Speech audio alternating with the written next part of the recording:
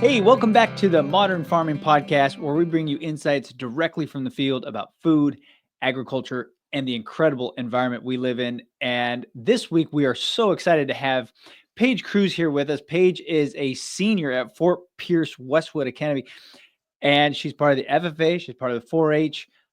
Really extremely well-rounded individual. And Brad and I always love to talk to young people who are actually excited about agriculture in Florida, and who actually do a lot of work on the home farm there too. So, Paige, welcome to the show. Brad and I have been looking at your resume, and impressive. So, I know you're a senior. You graduate here next week, so congratulations on all your hard work, and we're really excited to have you. Well, thank you. Thank you for having me. I'm super excited to talk about my 4-H and FFA journey, and everything that I've been involved in coming from an agriculture family. So thank you guys for having me. Yeah, this is great. So you're a senior. You're graduating next week, and you're going to go one of two ways. Either you're gonna apply to the University of Florida, or you are also running for the you're running for a state office as an FFA officer, correct? Yes, sir. So I'm currently running for the Area 6 State Vice Presidential position as one of the two candidates for that to represent the Florida FFA Association over the next year and 64,000 amazing Florida FFA members. If I am not voted in June this year, I will then attend the University of Florida to pursue a career in agriculture, communications, and education to hopefully create an even larger impact than I am right now and pour into the youth and the organizations that poured so much into me and made me who I am today. So either road I'm fortunate enough to live on, and I'll be so thankful, and it'll be rewarding either way. So great. So have you already been accepted to the University of Florida? Yes, sir. I was accepted in Wow. January. I actually found out at an FFA event. Me and a couple of my friends made sure we opened that email and found out if we were going together or different paths and what road we would take us. So I'm super excited to be attending, especially since both my parents are Georgia Bulldogs. It's truly a house divided, and I can kind of like that. So good. I'm really excited. Wow, congratulations. That's That's a amazing. yeah. UF's a pretty difficult school to get into, right? Yes, sir. This year there was over 90,000 applicants to the college. Wow. So just to be selected to come in, especially as a freshman, is truly an honor. And I'm so thankful and so excited. Even though math is not my strongest suit, I figured I'd definitely try to go in as a freshman given that opportunity. I know so many others were not fortunate enough to get in, and I just thank my lucky stars and think that those many prayers paid off in getting me in. Yeah, well done. Well done. Wow. So tell us a little bit about your FFA 4-H journey. Oh, I know we want to talk about the home farm and your family's business and everything y'all do, but if you could maybe kind of start us off on your journey. Did it start with 4-H or FFA, or how did you get into the program? Yeah, I'll just kind of take you on a short glimpse of how it all started. I'm a seventh generation agriculturalist, cattle rancher. My family's been involved in agriculture since the day I was born. So I haven't grown up knowing any different than working on my family's cattle ranch during the summers. And something I treasure and hold dear to my heart, my family called it cow camp. The rest of the kids went to summer camps. I went and rode a horse and gathered cattle during my summers, and I loved that. I showed market hogs when I was 8 and continued up until middle school, where I switched to show steers, and I showed all my animals through our county 4-H program, and I'm still involved in that and continue to show my market animals through there. I became involved in FFA in my 7th grade year. I went to a private middle school, and I was actually bullied for coming from an agriculture family. Being different in middle school was not cool, and I was different. Um, so I switched schools in the middle of my 7th grade year, and my first class was ag science and ag education class. And I fell in love with it. I fell in love with the student body, other kids that were like minded, had the same passion, the same drive. And then I got involved in their FFA program. And my 8th grade year, I ran for office. I was fortunate enough to obtain the office of president. I continued that into high school and was an FFA officer there. Competed on every level that FFA offers, whether it's sub-district all the way up into the national level for public speaking and different career development events as well. And each little part of my journey, win or lose, has really helped me move forward in my career path and only made me more passionate about the industry we're in today. So each level of my journey has given me challenges and triumphs, but have only made me grow and helped me move forward into pursuing a career in agriculture. Really great. Really Yeah. great. Yeah. No, So, that's amazing. Well, so tell us a you, little about what you're doing now. I know you go to schools and you talk to younger kids, and you've got a platform called Front Page Ag, and that's really cool. And touch on some of what you're doing now. Yes, sir. So in agriculture education, it's a 3-ring circle: time in your classroom, time in FFA, and something called a supervised agriculture experience.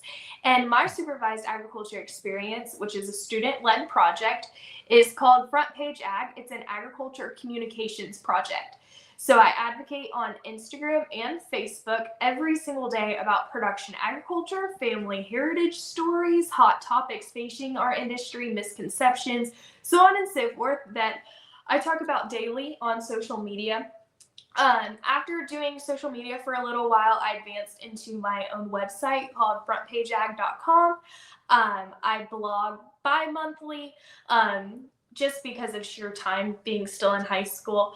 I also visit elementary schools and middle schools in my local area and teach hands-on agriculture lessons, trying to impact every age group truthfully through my advocacy efforts.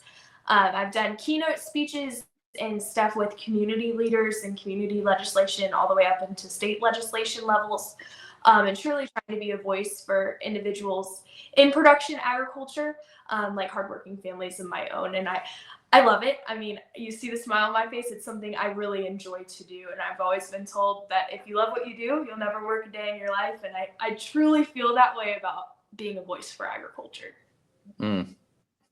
So great. So great. So you've been an officer from middle school to high school? Yes, sir. Wow. Wow. And that is so you get voted in, correct? Or is kind of like the rest of the class or the rest of your classmates vote you in, or how does that process go? Yes, sir. It's different for every school, but for the middle school and high school I was a part of, we did an interview process with a panel of judges. It normally consisted of our agriculture teachers, school administration, community leaders, agriculture professionals, maybe an alumni of that chapter. And kind of like we're doing right now, they ask you a series of questions and interview you like any typical job interview. And then additionally, you would probably give a speech towards your members, and they would vote for you maybe against other kids running for that position, or maybe they just vote on a scale of 1 to 10 of how capable they feel you are to hold an office. And I've been through both types of interview processes on the chapter level to obtain an office, and I really enjoyed that. I enjoyed that they make kids work for the position they want. And I've had years where I've been the president, and that's been phenomenal to lead others to new heights. And then I've also been a treasurer or a vice president where you step back and let somebody else lead, and you learn under somebody else's type of leadership style. And I think both have been so important for me in learning different leadership styles, whether it's my own and learning that, okay, Paige, you need to step back and let others have this spotlight, because that's how a true leader needs to lead, is to show others how to lead, or maybe stepping back and learning to take direction or constructive criticism more gracefully and things of that aspect. And while I'm sorry, I'm long-winded, but when I ran for state office, that was the most rigorous interview process I've ever been a part of. And if any 4-H or FFA member could ever go through that process, I mean, I encourage you in tenfold to do so, whether you're deemed as a candidate or not. That's something I know moving forward in any job interview, I can go in and be prepared and be confident in my ability, because they truly make you self-reflect on who you are and why you're there. And you learn yourself more in that process than anything. So moving forward, I'm so thankful for those opportunities. Even though they were hard at that time, I'm so thankful to be challenged in that way. Yeah, hey, that's hard for adults to put themselves out there. To have people, kind of judge or critique you or kind of select you or not. So kudos to you for always putting yourself out there. Obviously, you're extremely confident. That comes through. I assume a lot of that personality, a lot of that confidence comes from working on the home farm there, or can you attribute some of that to? I know working with cattle isn't the easiest thing in the world, and they don't really care that you're having a good day or a bad day, right? No, they don't. And you kind of broke up on your question, so I apologize if I don't hit the nail on the head with this one. But working cattle on my family's operation, I mean, there's challenges and triumphs in that, or working with your show steer that might be stubborn and might not want to walk from time to time. I mean, you need to know that each day comes with its own challenges, and tomorrow will come with its own, and to worry about that in that day and in that time. I know some funny stories out there at the barn where it's like, I can't do this anymore. I don't have enough muscle. I don't have enough time or patience to deal with you. And I know if you've worked in the livestock industry, we've all have been there. And it all comes with its challenges. But I mean, you grow your muscle, you grow your grit, you grow your patience, and you learn more life skills out there at that barn or in that set of cow pens than you ever do about the livestock industry. Mm. Yep. Very true. And I know your passion is just to get out into the world and let everybody know what ag really is. You do a lot in the classroom with the little kids. I was reading the article on you in Central Florida Ag News where you what did you asked the class, where did hamburger come from, and what happened? Yes, sir. No, that was one of the most rewarding and heartbreaking moments of my advocacy career. It was one of my first times in the classroom, and I was talking about the pasture to plate process and reading a book by Amanda Radke called Farm Kids.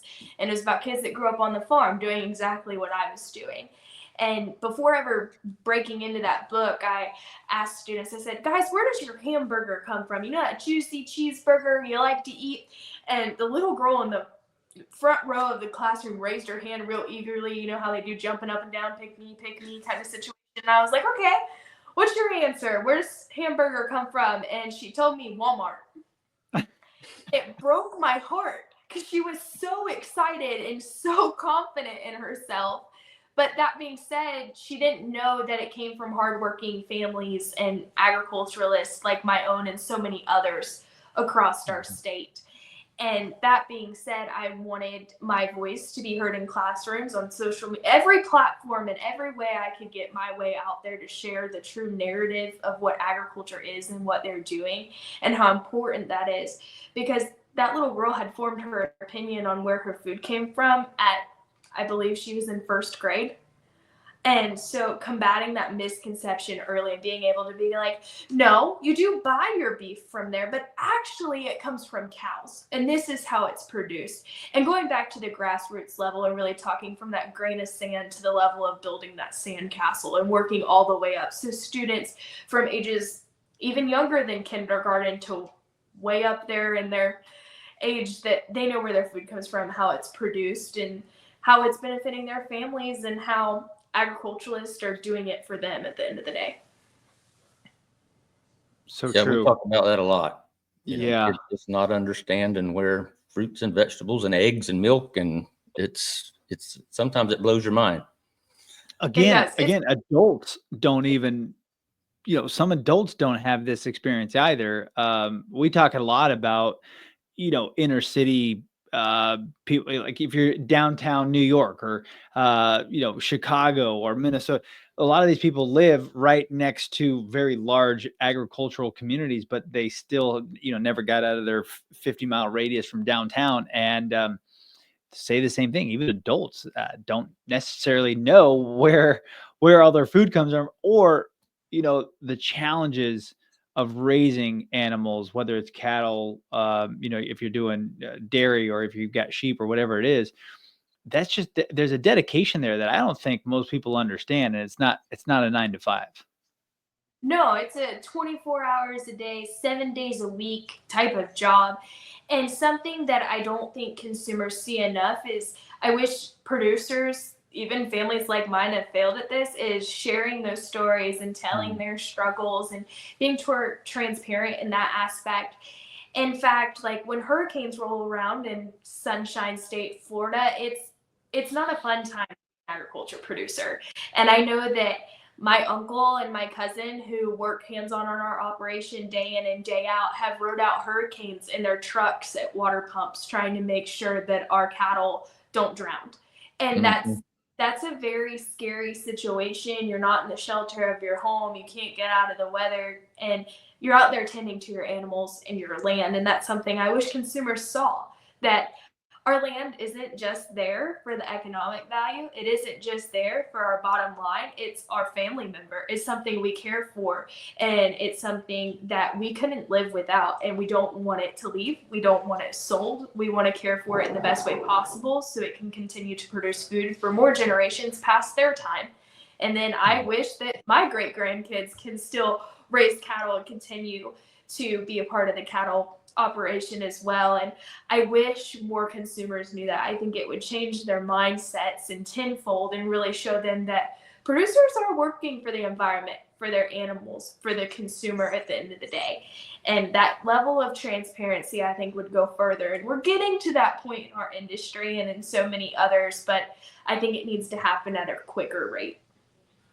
Yeah. Agreed. Do you utilize any social media, Paige? Do you share these kind of things on any social media apps or whatnot? Yes, sir. I touched on my SAE. It's on Instagram and Facebook under Front Page, PAIGE, a play on my name, ag, as well as my website, podcast like this one here, and so many others. And then I also work for a company called Farm for Profit Media, the number 4. And we work with farmers to tell production agriculture stories and practices. And I just started my own podcast called Beyond the Jacket. I actually got to film some episodes this morning for that, where we talk to other FFA students about what they're doing outside of their blue corduroy jacket and their time in the classroom to advocate for agriculture or work in the agriculture industry as well. So lots of different efforts and different platforms and ways that you can hear about my journey in agriculture and so many others as well. Wow. What a great name, Beyond the Jacket. Yeah. Thank you. That's cool. I'm really excited about this.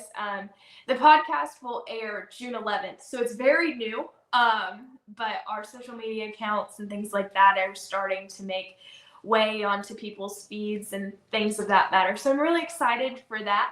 I've never been the host of a podcast, so this is my first run at doing that aspect of advocacy. So I'm really excited for the growth and involvement of my projects. Very cool. You'll do well. And one thing I picked up on you as I was reading some of your articles is just how passionate you are, and you're not scared to take a stance in something you believe in. I mean, you took a stand on. I was reading about the legislation on the lab grown meat thing, and that's a big thing to me. And I just, for somebody at your age that can be that confident and take stands in what you believe in is just an awesome thing. Well, you have to think about it. 7 generations is a very, very long time. My great-great-great-grandmother came to Florida on a covered wagon from Nebraska before Florida was developed. And it was swampland, and they rode out hurricanes in palmetto patches. And if you've ever read the book A Land Remembered, my family's mentioned in it and how they came here and how Florida was definitely not sunshine and Disneyland before agriculture production. And I think that's something that when you talk about lab grown meat or our industry changing, yes, change is inevitable, and we absolutely have to have it to keep up with our growing population, but we have to make sure it changes for the better. And for example, with the lab grown meat that you were talking about, that will take family heritage and legacies out of business. And at the end of the day, I don't know if you're one of faith, but I dang sure am. God created us with canine teeth to eat beef. God created cows to eat Amen. beef. Our body is to eat beef and meat, vegetables, and if it's grown in a test tube, I'm sorry, I don't trust it.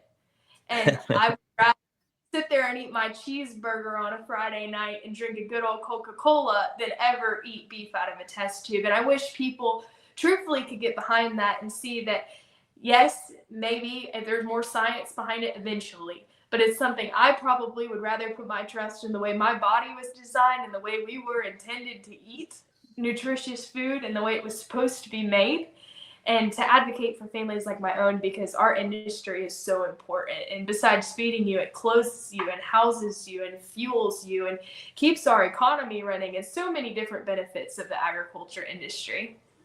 Yeah. The economical impact of agriculture is, I think that most people even that know agriculture, especially in the legislator, in our government, I don't think they really fully understand the economic value of a single farm and how many people that employs, how much trade is done back and forth. You've got tractors that need service.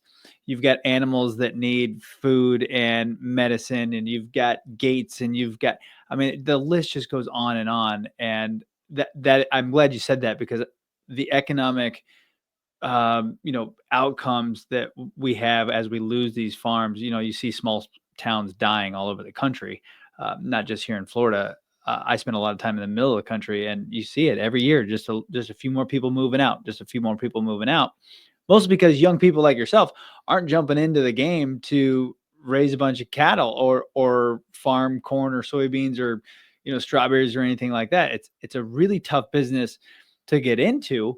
In addition to the economy of the world and how trade is done, so it's really challenging.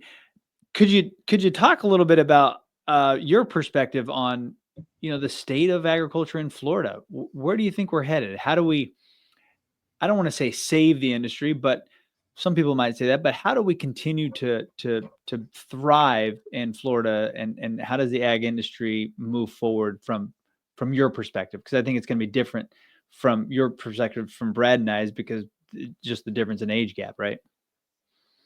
Absolutely. Agriculture has changed from one generation to the next and always has and will continue to do so. And the crazy statistic that they're saying is 1,200 people move to the Sunshine State a day. Well, there's not 1,200 acres of land added to the Sunshine State a day, but there's more people coming every day. And eventually you're going to run out of land to produce that food. And that's a scary fact, and that's a scary thing. And I think young agriculturalists coming into this, they have an entrepreneurial mindset, and there's urban farming. We can farm on top of rooftops. There's different ways to produce our food. It's just the ability to think it up and to put it into action. Additionally to that, talking to those farmers and ranchers is working in conservation easements, whether that's something you support or not.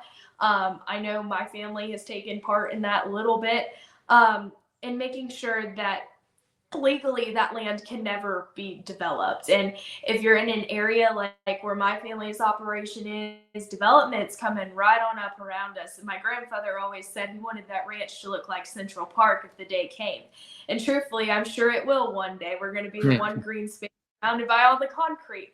And I think whether you're looking at new ways of farming on rooftops or through aquaculture, or just different ways of not using land or using the buildings to farm as well, or even just conserving that land and making sure no development ever comes to threaten it. I think there's so many different avenues you could run down to protect the agriculture industry, but it's just taking the initiative to find those and to put those into action, because change is coming fast and we have to save the industry quicker.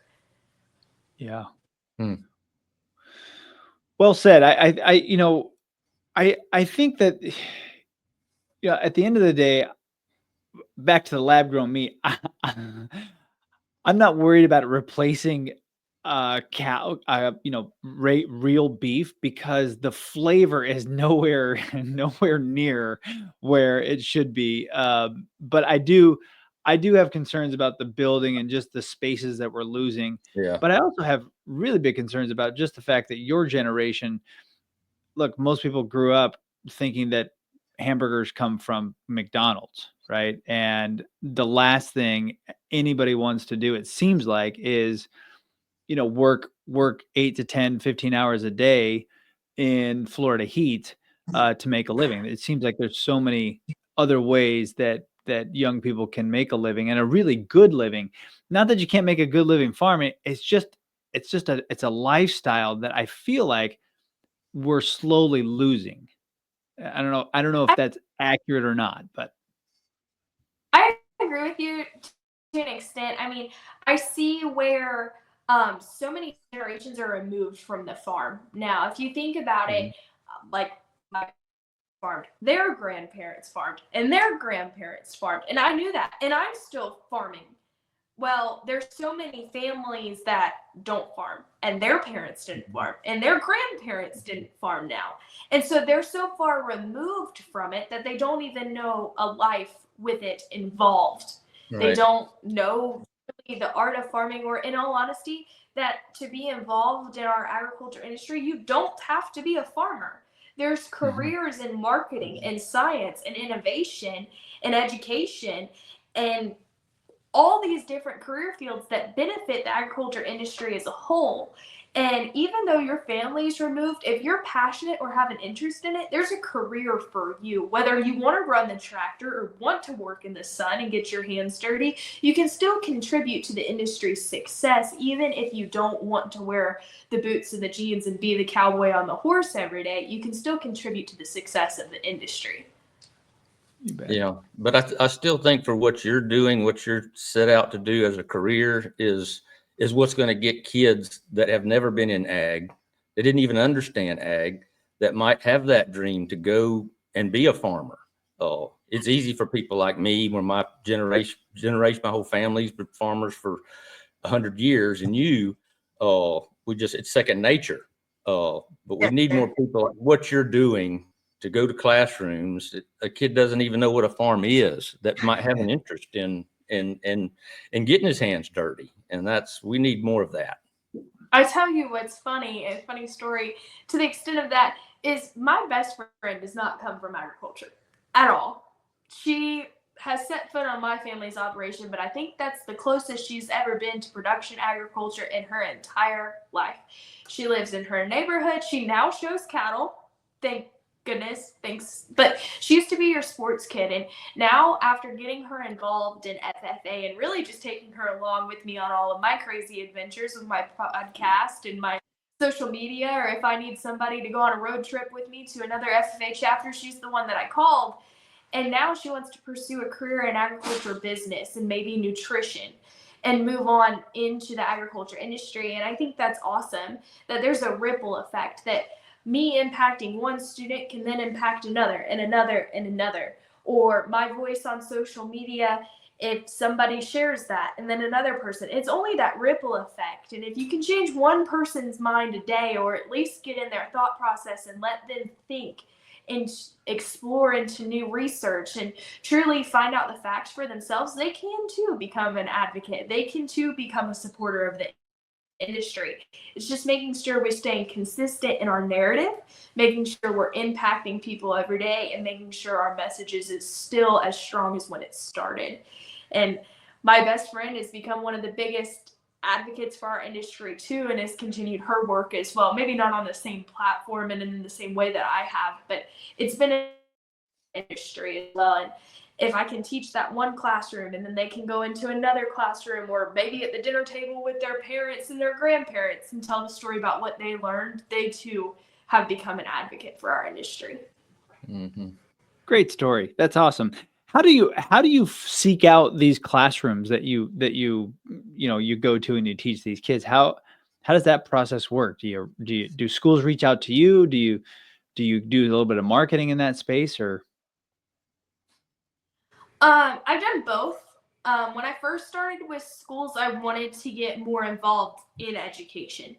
At that point, I was looking more at dabbling into becoming an ag teacher more extensively than the marketing side of things, and to really do kind of like a test internship, if you will. I offered myself to schools in my community. There was a charter school in my area that had just started an ag club, and they wanted somebody from a 4-H and FFA background to come in and talk to their students. And that was the story I told you about the hamburger. And I really enjoyed that. And I was like, you know what? I'm going to go into another school. So I went into a middle school and I talked to kids there. And I just reached out to teachers, and I had a network of family friends that were teachers as well. And I asked to come to their classrooms in neighboring towns. And it grew as, once again, the word of mouth and my social media just talking about, hey, I went to so-and-so school today. I really enjoyed talking about the dairy industry and making butter with those kids. If you're a teacher and want a day off and time to have your students busy while you grade papers, I'd be happy to come talk to your kids. So it was kind of a win-win situation for me. I got to become in the classroom. Teachers kind of got a little bit of time off. So it kind of worked both ways. I offered myself as well as was asked to come in. Really great. How many schools do you think you've hit? I started with 2 my 10th grade year, and I'm up to 6 annually. So not a huge amount of schools per se, but I do visit them a couple times a year, almost quarterly. So it works out well. And now the kids, I'll be at the grocery store or in a restaurant, they'll be like, you taught my class the other day. And it's really cool to have kids or even parents reach out via social media and be like, oh my gosh, our daughter came in the other day and was like, Mom, I made butter. Can we make butter now? I don't want to buy it from the store. We have to make butter. And just kind of, I mean, she might have been 6, 7, 8 years old and wanted to become involved and wanted to teach others. And kind of what I was saying before, it starts its own ripple effect. Yeah. So great. Yeah, no, please don't become an ag teacher. We don't need you tied down to a school. We need you out across the state doing what you do. I can tell we're going to be following you for a while. Yeah. I think that it's like the gateway drug to agriculture is when kids churn their own butter, right? Like I remember that when I was a kid, the first time I did that at just some petting zoo or something in California. And I was like, what is this? This is nothing like what's in my refrigerator.